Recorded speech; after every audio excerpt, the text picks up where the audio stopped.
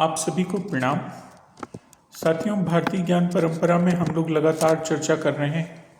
हम लोगों ने इस बारे में रामायण की चर्चा की, हमने मध्य एशिया की, हमने उज़्बेकिस्तान, यूरोप, कबीर, हिंदी साहित्य का इतिहास, इन तमाम विषयों पर भारतीय ज्ञान परंपरा के संदर्भ में बात की। आज मैं आप लोगों से महाभारत और भारतीय ज्ञान परंपरा के संबंध को लेकर बात करूंगा। दरअसल जब भी महाभारत का जिक्र होता है तो हमें महाभारत को किसी आध्यात्मिक या धार्मिक पुस्तक या ज्ञान के रूप में नहीं देखना चाहिए, बल्कि इसका संबंध ज्ञान की तमाम शाखाओं से हो। फिर चाहे वो दर्शन हो, कला हो, संगीत हो, चिकित्सा हो, राजनीति हो, कूटनीति हो, नीति हो, इन तमाम विषयों से जो है महाभारत का बहुत गहरा संबंध है। महाभारत और रामायण में एक अंतर जो है, मोटे तौर पे आप ये देखेंगे कि जैसे आप देखेंगे कि रामायण में उसके लिए वहाँ पे जब अध्याय विभक्त हुए हैं तो उनको जो है कहा गया है कांड, जैसे बाल कांड, अयोध्या कांड, सुंदर कांड। और महाभारत में जो शब्द इस्तेमाल किया गया है वो पर्व है। दोनों का अर्थ होता है भाग या हिस्सा, और संस्कृत में उसका एक अर्थ होता है शाखा भी। लेकिन जब बात आप कांड की कहते हैं ना, तो वो एक ऐसा होता है जैसे किसी पेड़ की थोड़ी मजबूत लेकिन बहुत बड़ी डाली नहीं, जो लचीली हो, फ्लेक्सिबल हो, जिसमें फ्लेक्सिबिलिटी अधिक हो। और जब आप पर्व कहते हैं तो पर्व मतलब जैसे उसका मोटा तना होता है, उस तरह की शाखा से संबंध होता है, तो उसमें फ्लेक्सिबिलिटी कम होती है, लचीलापन कम होता है। इसीलिए आप देखेंगे कि रामायण जो है कई भारतीय भाषाओं में लिखा गया, अपने तरीके से लिखा गया। हर तरह के रामायण में लोगों ने उसे अपने हिसाब से बदला और अपने हिसाब से उसकी व्याख्या करने की कोशिश की। लेकिन इस तरह का प्रयास आपको महाभारत के संदर्भ में कम मिलेगा। हुए हैं लेकिन कम हुए हैं अपेक्षाकृत रामायण के संदर्भ में। क्यों? क्योंकि इसमें पहले से ही इतना अधिक विस्तार है, इतना समायोजन है और इतनी विविधताएं हैं, अलग अलग दृष्टिकोणों से चीज़ों को देखने की कोशिश हुई है कि इसमें और अधिक विस्तार की संभावना बहुत कम बचती है। हम जानते हैं कि महाभारत में 18 पर्व हैं, आदि पर्व, सभा पर्व, वन पर्व इत्यादि। तो महाभारत और रामायण में ये बुनियादी अंतर है। लेकिन निश्चित तौर पे ये सिर्फ अध्यात्म और धर्म का विषय नहीं है, बल्कि ये तमाम विषयों का, जैसे कि मैंने कहा कि संगीत, कला, नीति, राजनीति, कूटनीति, चिकित्सा, खगोल शास्त्र, दर्शन, इन सब का जो है इसमें बहुत सारा अंश है। और नीति और राजनीति से संबंधित तो तमाम बातें जो हैं इसमें कही गई हैं। तो चूंकि महाभारत के बारे में कितनी बात की जाए, तो मोटे तौर पे उसकी जो शिक्षाएं हैं हम उस पर केंद्रित होकर 10-12 बिंदुओं में उनकी चर्चा करेंगे। महाभारत जो हमें शिक्षा देता है, या जो शिक्षा हमें महाभारत से मिलती है, उसमें प्रथम है धर्म और अधर्म का ज्ञान। आप धर्म के साथ हैं या अधर्म के साथ हैं, आपको धर्म के साथ होना चाहिए या अधर्म के साथ होना चाहिए, इसका ज्ञान जो है हमें महाभारत से बखूबी मिलता है। श्रीमद् भगवद गीता में के पहले ही श्लोक में आप देखें कि धृतराष्ट्र जो है संजय से पूछते हैं कि धर्म क्षेत्रे कुरुक्षेत्रे समवेता युयुत्सवः मामका पांडवाश्च किम कुर्वत संजय। श्लोक थोड़ा इधर ही हो तो क्षमा करें, क्योंकि बहुत पहले पढ़ा हुआ था, याद है कि धर्म क्षेत्र कुरुक्षेत्र में मेरे और पांडवों के पुत्रों के बीच क्या हुआ, हे संजय तुम मुझे बताओ।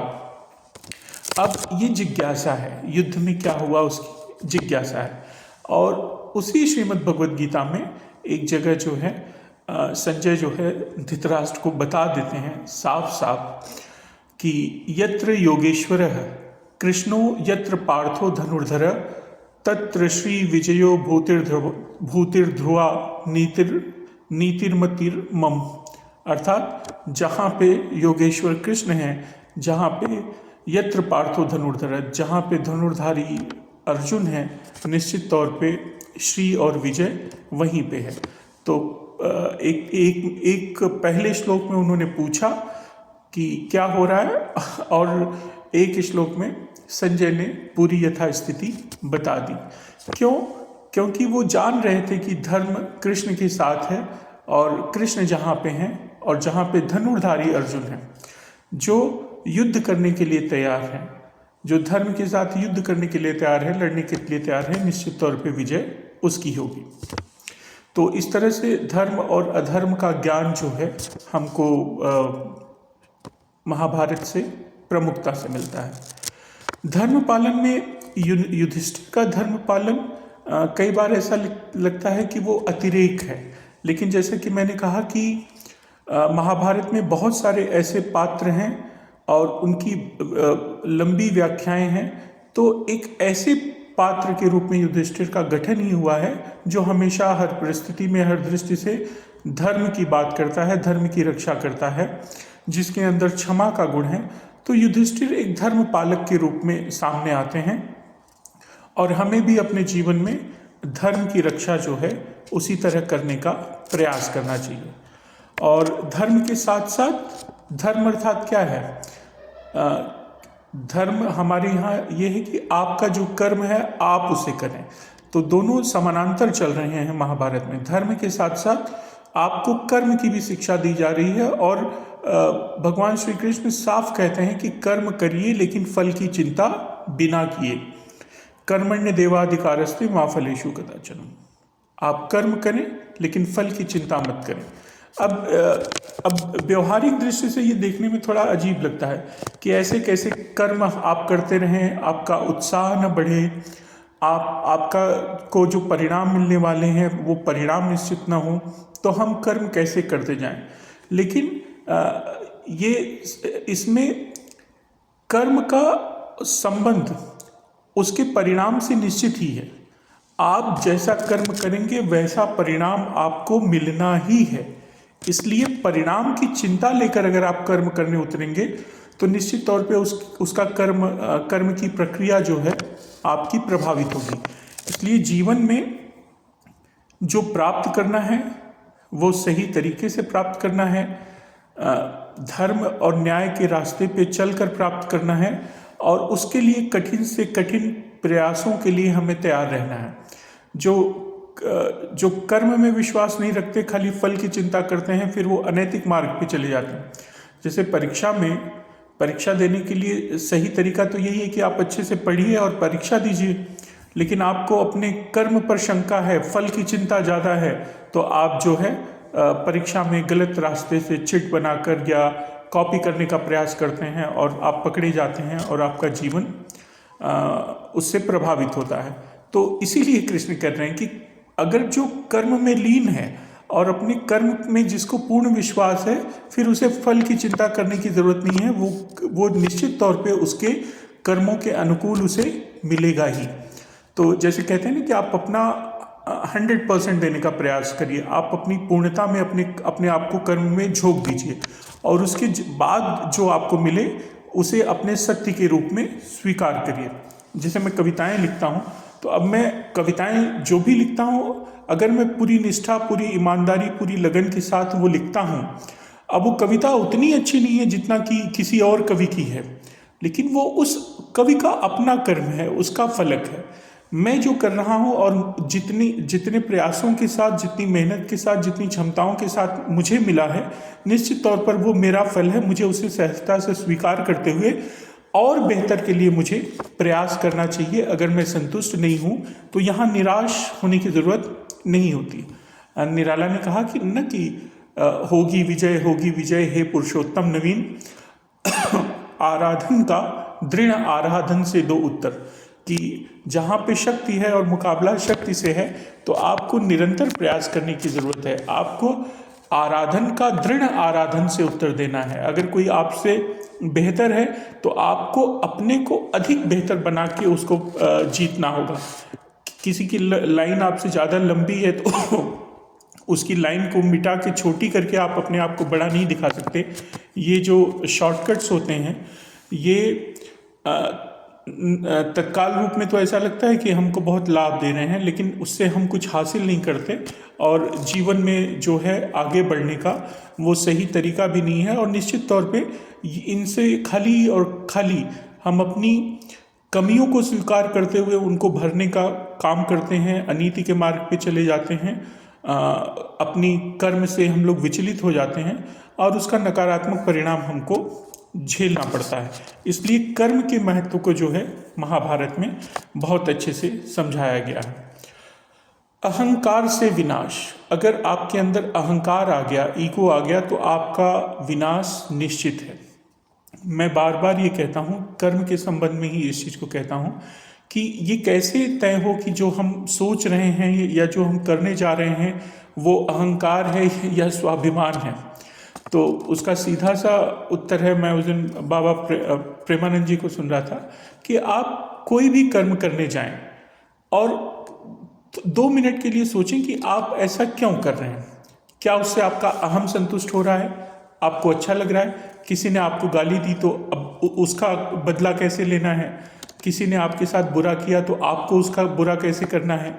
अगर आप जो करने जा रहे हैं उससे सिर्फ और सिर्फ आपका अहम संतुष्ट हो रहा है तो निश्चित तौर पे वो गलत है, वो पाप का मार्ग है, वो नकारात्मकता को बढ़ाने वाला मार्ग है। आप जो करने जा रहे हैं, क्या उसमें किसी का हित निश्चित है? क्या वो धर्म का मार्ग है? क्या वो समाज के आचरण के अनुकूल है? क्या उसमें किसी तरह की धार्मिक और सामाजिक हानि तो नहीं है? क्या इससे आपको तो लाभ हो लेकिन किसी और को कोई नुकसान तो नहीं हो रहा है? इन सारी बातों की जब आप का विश्लेषण करेंगे तो आपको स्वतः उत्तर मिल जाएगा कि आप जो करने जा रहे हैं वो सिर्फ और सिर्फ अपनी अहम की संतुष्टि के लिए करने जा रहे हैं या वो न्याय संगत है और धर्म संगत है, विवेकपूर्ण है। इसके लिए आपको किसी और के पास जाने की जरूरत नहीं, आपको खुद ही उसका जवाब मिल जाएगा। और जो जवाब खुद से मिलता है ना, हम लोग उससे संतुष्ट होते हैं। कई बार बहुत सारे लोगों से पूछना भी जो है वो भी अपने आप के अहम को सिर्फ संतुष्ट करने का होता है। अरे उन्होंने तो कहा था, मतलब हम तो सोच ही रहे थे, उन्होंने भी कह दिया। तो कई बार जो वो हैं वो सिर्फ इसलिए कह देते हैं कि वो हमारे प्रिय हैं और उस प्रिय भाव के कारण आपको संतुष्ट करने के लिए, आपको सांत्वना देने के लिए कह देते हैं। लेकिन ऐसे प्रिय लोगों से भी दूर होना चाहिए। निंदक नियरे राखिए आंगन कुटी छवाए, बिन साबुन पानी बिना निर्मल करे स्वभाव। हमें तो ऐसे लोग चाहिए जिनके वचन भले ही कटु हों लेकिन वो सत्य का रास्ता हमेशा दिखाते रहें, जिनके भरोसे आप मंजिल की तरफ बढ़ रहे हैं, पता चला जीवन भर वही आपको रास्ते में भटकाते रहें, तो ऐसे लोगों को दूर से ही प्रणाम कर लीजिए। तो एक विवेकपूर्ण और तर्कसंगत बुद्धि का उपयोग करने में हमको स्वयं सक्षम बनना पड़ेगा। बात अहंकार की हो रही थी, तो महाभारत में हम देखते हैं कि दुर्योधन का अहंकार, जो पांडवों को एक सुई की नोक बराबर भी जमीन देने के लिए तैयार नहीं है, जब वो कहता है कि मैं उन्हें एक सुई की नोक बराबर भी जमीन देने के लिए तैयार नहीं हूं, तो ये कहकर वो क्या कर रहा है? वो अपना अहम संतुष्ट कर रहा है, वो नकारात्मकता की तरफ बढ़ रहा है और वो पाप का भागीदार बन रहा है। दूसरी तरफ कई बार चीज़ें बहुत ही गंभीर हो जाती हैं और सही गलत का निर्णय करना मुश्किल हो जाता है, जो स्थिति कर्ण के साथ रही। कर्ण को कई बार ये समझ में आया कि दुर्योधन का मार्ग सत्य का मार्ग नहीं है, धर्म का मार्ग नहीं है, लेकिन फिर भी मित्रता के कारण और दुर्योधन से जो उन्हें आदर और सम्मान मिला था उसके दबाव में आकर जो है वो दुर्योधन का साथ देते रहे। तो निश्चित तौर पे जब आप धर्म का मार्ग छोड़कर सिर्फ और सिर्फ किसी के एहसानों तले दबे होकर उसके लिए काम करेंगे तो आप निश्चित तौर पे नकारात्मकता से भरेंगे और पाप के भागीदार बनेंगे। और कर्ण के साथ भी वही हुआ।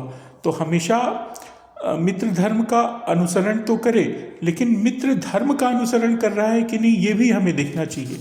ऐसा मित्र जो पाप के रास्ते पे है, जो गलत रास्ते पे है, जो अनीति के रास्ते पे है, ऐसे मित्रों को भी दूर से प्रणाम कर लेना चाहिए।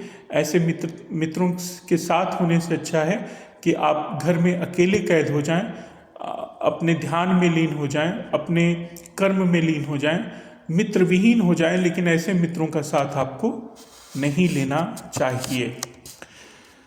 दूसरी तरफ मित्रता और विश्वास की बात की गई है कि विश्वास कितना महत्वपूर्ण होता है जब आप किसी के साथ मित्र भाव रखते हैं। तो इसमें कृष्ण और अर्जुन के माध्यम से हम इसको समझ सकते हैं कि हमेशा जो है कृष्ण ने अर्जुन को धर्म का और न्याय का मार्ग दिखाया, भले ही वो कितना कठिन मानने के लिए क्यों न हो। जब धनुष रख देते हैं अर्जुन और कहते हैं कि मैं अपने ही पितामह पे, अपने ही घर के लोगों पे किस तरह तीर चलाऊंगा, तब वे कृष्ण जो हैं उन्हें गीता का उपदेश देते हैं। दूसरी तरफ हमें पांचाली का उदाहरण मिलता है। जब उनके वस्त्र हरण हो रहे थे तो उन्होंने कृष्ण के प्रति अपने विश्वास को केंद्र में रखा और कृष्ण ने उनकी सहायता की। जब उनके घर ऋषि आगमन हुआ और खाने के लिए घर में कुछ भी नहीं था, तो ऐसे घोर संकट में उन्होंने कृष्ण को याद किया और कृष्ण ने उनकी मदद की। जीवन में कई बार ऐसा होता है कि आपको समझ में नहीं आता कि कहाँ से होगा, कैसे होगा, और लेकिन फिर अचानक जैसे करिश्मा सा हो जाता है। कहीं से किसी न किसी रूप में कोई आ जाता है और वो आपकी सहायता कर देता है और आपको उस संकट से उबार लेता है। जाने कौन मुझे दुआओं में याद करता है, मैं डूबने को होता हूँ तो वो दरिया उछाल देता है। तो ये दरिया उछालने वाले, संकट का दरिया उछालने वाले जीवन में बहुत होते हैं। और ऐसे कुछ न कुछ छोटे मोटे प्रसंग जो हैं आपके जीवन में भी जरूर हुए होंगे, जिनका आपने साक्षात्कार किया होगा। कई बार ऐसा होता है कि शाम को किसी को दिए हुए वादे के अनुसार कुछ पैसे देने हैं, पैसे नहीं हैं, आपको जितने प्रयास करने थे आपने कर लिए, लेकिन अब आपको समझ में नहीं आ रहा है कि कैसे होगा। अचानक से दरवाजे पे कोई आता है और कहता है कि आपको याद है कि आज से 5 साल 6 साल पहले आपने मेरी कुछ मदद की थी, अब मेरा बेटा कमाने लगा है और ये पैसे मैं आपको लौटा रहा हूँ। या फिर कोई आता है कि मुझे आप पे विश्वास है, ये पैसे आप रख लें, मुझे 5-6 महीने बाद लौटा दीजिएगा, या इस तरह का कुछ भी। तो कहने का मतलब कि अगर आप सच्चाई की राह पे हैं, सत्य की राह पे हैं, तो किसी न किसी रूप में जो है उसका प्रतिफल जो है आपको जीवन में अनुभव करने को जरूर मिलेगा। तो हमें जो है कभी परिस्थितियों के वशीभूत होकर उनसे डरना नहीं चाहिए और अपने मार्ग से कभी हटना नहीं चाहिए। जो सत्य का रास्ता है, सच्चाई का रास्ता है, न्याय का रास्ता है, उस पर हमें अड़िग रहना चाहिए। महाभारत जो हमें सबसे बड़ी बात बताता है वो है स्त्रियों का सम्मान। मैं इस समय उज़्बेकिस्तान में हूँ। 8 तारीख को जो है अंतर्राष्ट्रीय महिला दिवस है, जो कि यहाँ पे उस दिन राष्ट्रीय अवकाश रहता है और लगभग 3-4 दिन पहले से ही महिलाओं के सम्मान में तरह तरह के कार्यक्रम आयोजित होते हैं। मैं आज भी विश्वविद्यालय आया तो जैसे ही मैंने अंदर प्रवेश किया, मैंने देखा कि विश्वविद्यालय के प्रांगण में जाने के लिए जो रास्ता है, पूरे रास्ते पर गुलाब की पंखुड़ियाँ बिछी हुई हैं, ताकि जो हमारी छात्राएं, जो हमारी महिला सहकर्मी आ रही हैं, उनका जो है स्वागत हो सके। तरह तरह के उनके उपहार दिए जाते हैं, उनके बारे में बहुत सारे कार्यक्रम आयोजित किए जाते हैं। और व्यवहार में वो, और व्यवहार और आचरण में भी वो सम्मान यहाँ दिखाई देता है। आप किसी भी कार्यालय में जाएं, रेस्टोरेंट में जाएं, बैंक में जाएं, अधिकांश महिला कर्मचारी हैं और उनका आपके प्रति व्यवहार और उनके प्रति सहकर्मियों का व्यवहार देख के एक प्रसन्नता का भी अनुभव होता है और लगता है कि हाँ, समाज को ऐसा ही होना चाहिए और इससे भी और बेहतर हो तो और अच्छा। जिस समाज में स्त्रियों का सम्मान नहीं होता, वहाँ अधर्म बढ़ता है और फिर वह अधर्म ही जो है उस समाज के विनाश का कारण बनता है। तो हमें स्त्रियों का, माताओं का, बहनों का पूरा सम्मान करना चाहिए, पूरा आदर करना चाहिए। उनके प्रति मन में किसी तरह का द्वेष भाव या पाप भाव हमें नहीं लाना चाहिए, क्योंकि ये हमारे पुण्य कर्मों का नाश करता है। तो हमें ऐसे कर्म नहीं करने चाहिए जिससे हमारे पुण्य कर्मों का नाश हो। द्रौपदी चीरहरण हरण जो है वो कौरवों के विनाश का महाभारत में कारण बना। उसी तरफ दूसरी कई स्त्रियां हैं जिनके शील, जिनके विवेक ने जो है उनके परिवार को शक्ति दी। इसके अनेकों उदाहरण जो है महाभारत के माध्यम से समझे जा सकते हैं। महाभारत गुरु शिष्य संबंध की भी बहुत अच्छे से व्याख्या करता है और उसके बारे में संदेश देता है कि गुरु और शिष्य का संबंध कैसा होना चाहिए। द्रोण और अर्जुन का संबंध उसी तरह का एक संबंध है। एकलव्य की गुरु भक्ति वहाँ पे है और साथ ही साथ परशुराम के शिष्य सीधे कर्ण हुए, उनसे भी हमको सीख मिलती है। तो कहने का मतलब गुरु के प्रति निष्ठा, आदर, सम्मान, समर्पण, विश्वास के साथ साथ ये ऐसे संबंध हैं जहाँ पे छल और कपट के लिए कोई स्थान नहीं होना चाहिए, क्योंकि जहाँ समर्पण का भाव होगा वहाँ पे छल और कपट वैसे भी नहीं होगा। और तनिक भी इसका एहसास दोनों में से किसी को भी होता है तो फिर वो स्थितियाँ जो हैं वो उनके परिणाम जो हैं आगे चलकर अच्छे नहीं होते। ये चीज़ें हमने एकलव्य और द्रोण और परशुराम और कर्ण के संबंध में भी देखा। तो हमें जो है गुरु के प्रति आदर रखते हुए उसके प्रति पूर्ण समर्पण का भाव रखना चाहिए। नीति और राजनीति की शिक्षा से पूरा महाभारत भरा हुआ है, जिसमें एक मुख्य पात्र हैं शकुनी। शकुनी ने तमाम चालाकियां की और लेकिन वे जो चाहते थे वो कभी नहीं हुआ। चालाकियों से आप कुछ दिनों के लिए कुछ लाभ ले सकते हैं, लेकिन अगर वो अनीति का मार्ग है, अगर वो पाप का मार्ग है, तो निश्चित तौर पे उसका दीर्घगामी जो परिणाम है वो सुखद नहीं होगा। शकुनी की धूर्तता अंततः उनके ही विनाश का कारण बन गई। दूसरी तरफ कृष्ण की नीतियां हैं। कृष्ण की नीतियों में भी कई बार सवाल उठता है कि उन्होंने भी ऐसा किया, उन्होंने भी ऐसा किया, लेकिन आप देखिए उसका मूलाधार क्या है। कृष्ण जो भी कर रहे हैं वो धर्म के लिए कर रहे हैं, धर्म की स्थापना के लिए कर रहे हैं, समाज में धर्म के साथ साथ मर्यादा के पालन के लिए कर रहे हैं। तो अगर आपकी कर्म के पीछे का आधार धर्म है, न्याय है, तो निश्चित तौर पे आपको उसके सकारात्मक फल मिलेंगे। बस वही चीज़ है कि कुछ भी करते समय उसका एक निर्छिर विवेक, मतलब एक तर्कसंगत विवेक की बुद्धि आपके अंदर होनी चाहिए। सिर्फ अपने अहम को संतुष्ट करने के लिए कुछ मत करिए। क्षमा और प्रतिशोध। युधिष्ठिर के अंदर क्षमा का गुण था। वे शक्तिशाली थे, वे इतने शक्तिशाली थे, पांडवों की चाहते तो 5 पांडव मिलके ही पूरी कौरवों का विनाश कर देते। लेकिन चूंकि वो धर्म के रास्ते पे थे और उन्होंने धर्म के रास्ते पे रहते हुए कई सालों का अज्ञातवास काटा और अंत में धर्म और निष्ठा की लड़ाई के साथ साथ अपने अधिकारों को प्राप्त किया। दूसरी तरफ अश्वत्थामा का उदाहरण है, जो कि अपने पिता के वध का बदला लेने के लिए वो पांडवों के नवजात बच्चों को मार डालते हैं।